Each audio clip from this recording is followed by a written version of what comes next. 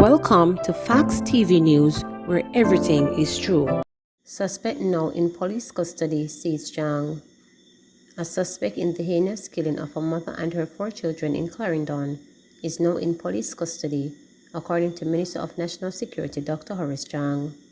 Chang made the announcement in Garden House yesterday afternoon, while members of the lower house collectively condemned the horrific crime while expressing condolences to the grieving family members. He said that the man in custody is said to be a distant family member. The tragic discovery was made at their home yesterday morning in the community of Cocopese in New Road. The mother has been identified as 31-year-old Kimisha Kimberly Wright, and her children are Kamina Simit, 15, Shamari Simit, 10-year-old, Kafana Simit, 5, and 23-month-old Kishane Henry. The National Security Minister said the brutal killings have shaken the entire leadership of Jamaica and touched the hearts of the entire country. This kind of savagery is not about policing. It is a far deeper psychosocial problem of which we have to unite as a country and as a people and find the vulnerable ones and begin to get at the root cause of the prevalence of violence. Speaker of the House of Representatives, Marissa Dalrymple Filbert, in her opening remark of the beginning of the sitting, highlighted the incident as has left the country in shock. These are dark times of our country. We need a country, all of us, to stop and reflect and pray for all of us as citizens of this country. Cops joined family friends in search for a Hershey business owner. The police have now joined family and friends in search to locate the popular business owner in Hershey St. Catherine, who reportedly went missing on Friday. Relatives report that 71-year-old Nehemiah Thompson, on Friday, went into the hilly area of Hershey to collect firewood and has not returned since. We continue to search a large section of Hershey on Monday and are planning to continue and are hoping we will hear some positive news, said a relative. Sources said members of the Canine Division were on location with one of their search dogs, but may not use the animal as they fear it may be injured by thorns that form part of the vegetation in the areas of Hershey. Fathead and Bigfoot form most wanted list surrender in St. James. 2 men who were listed among the most wanted by the St. James Police last week have since surrendered themselves to law enforcers. The 2, both of St. James addresses, have been identified as 22-year-old unemployed Tajay Clark, otherwise called Fathead of Salt Spring, and Christopher Campbell, also called Bigfoot of Paradise Crescent, Norwood. Clark has since been charged with 2 counts of murder and illegal possession of firearm. He turned himself into the police, accompanied by his lawyer, on Friday. The following day, Campbell turned himself into the police in the St. Elizabeth Division. He was being sought for murder by the St. James Police. Assistant Commissioner of Police in charge of Area 1, Clifford Chambers. All right, the targeting of gang criminal organization, as we rightly call them, is multifaceted. And it depends on whether the gangs are going up against another gangs or whether the gangs are going up against their own gang members, where you have intra-gang rivalry, as we are having now with regards to 2 of the major gangs in Montego Bay. But let me just put things in context just for a little. As it is right now, there are over 21 active gangs operating in Montego Bay. Each of the policing districts have active gangs, meaning gangs that are contributing to violence, gangs that have their gangsters who are wanted, gangs which are going up against each other, and intra-gang rivalry among 2 major gangs, as mentioned. With regards to the anti-gang strategy that we are using at this stage, we are holding the turf, the location, the space that these gangs operate in, number 1. We are conducting multiple road policing on the routes that they travel. We are doing targeted raids, targeted operation. We are also focusing on them from an investigative standpoint by way of the anti-gang legislation, and we're building cases against them as it is. We're also working with other stakeholders as it relates to targeting some of the major operatives who are not only involved in criminal activities, but are also engaged in lottery scamming. And this is what makes the process a little bit complicated. So you initially have scammers Then you have scammers who were then being extorted by gangsters. Then you have scammers who try to put themselves in a position to defend themselves. Then you find scammers who eventually get persons to provide protection for them who are other hardened criminals. But now we have it a little bit more complicated where gangsters themselves are now involved in lottery scamming. So that within itself brings a whole level of complexity in how we manage them, because they have to be managed on several fronts, where you go after their assets, where you go after them in terms of offenses which are committed not necessarily as a part of the gang. You call those simplicity, where they're shooting and other criminal offense, and then we go for them in tandem with the anti-gang legislation and what it allows us to do. So it's multifaceted, and we continue to get some success where those are concerned.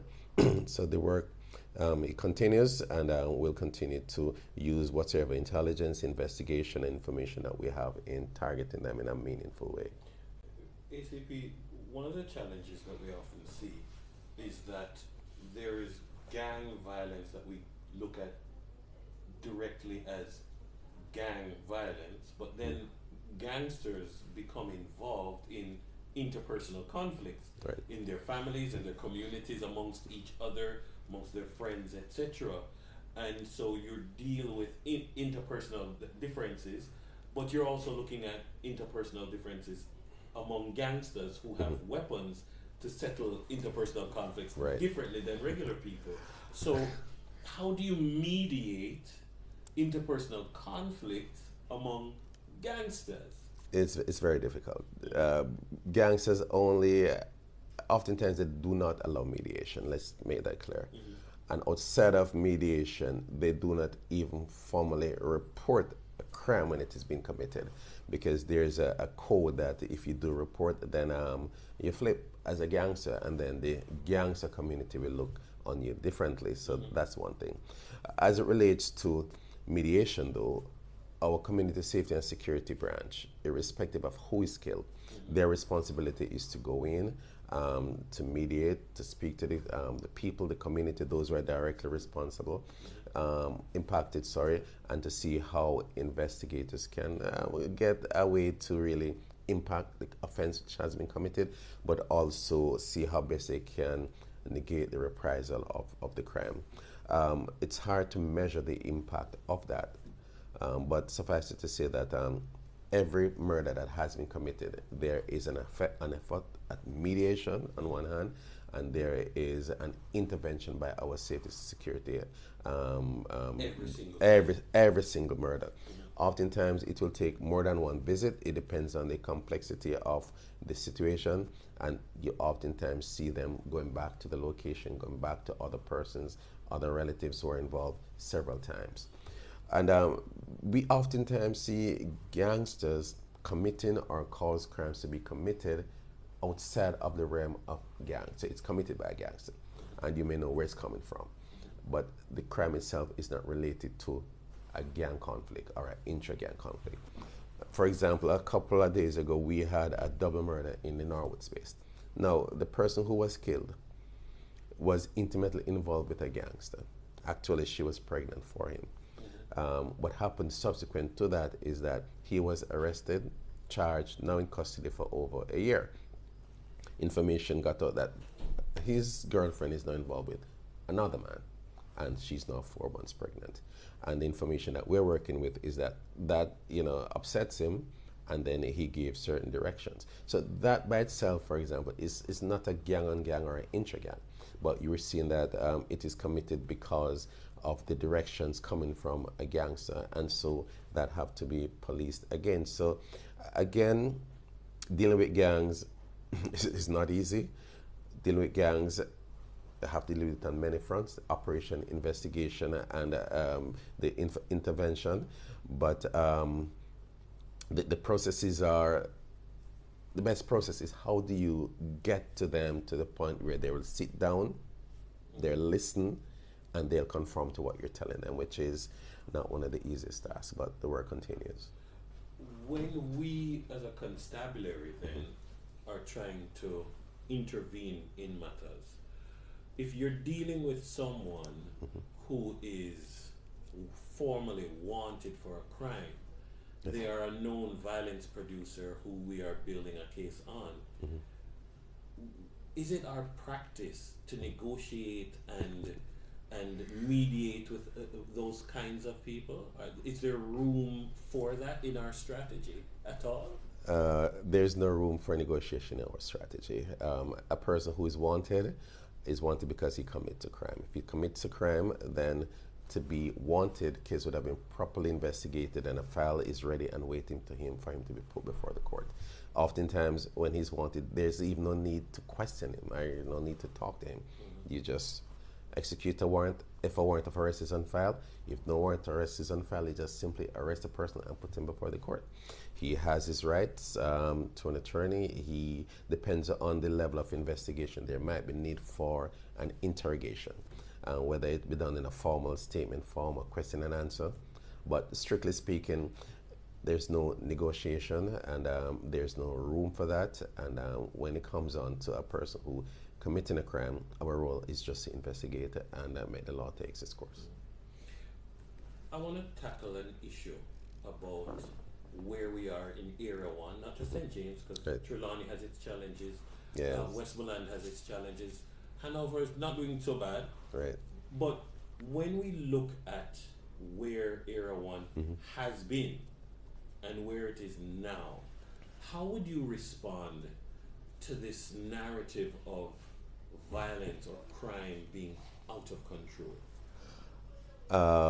Simply put, crime in Era 1 is not spiraling out of control.